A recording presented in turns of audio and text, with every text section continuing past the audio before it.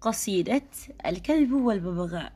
ينبه الشاعر أحمد شوقي في هذه القصيدة إلى صفة الحقد والحسد، فيسوق لنا حكاية الكلب والببغاء.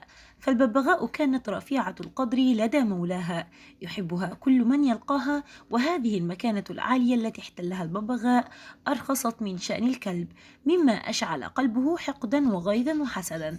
يقول فيها: فجاءها يوما على غرار، وقلبه من بغضها في نار، وقال: يا مليكة الطيور، ويا حياة الأنس والسرور، بحسن نطقك الذي قد أصبى، ألا أريتني اللسان العذب، لأنني قد حرت في التفكر، لما سمعت أنه من سكري، فأخرجت من طيشها لسانها، فعضه بنابه فشنها، ثم مضى من فوره يصيح: قطعته لأنه فصيح، وما لها عندي من ثأر يعد، غير الذي سموه قدما بالحسد.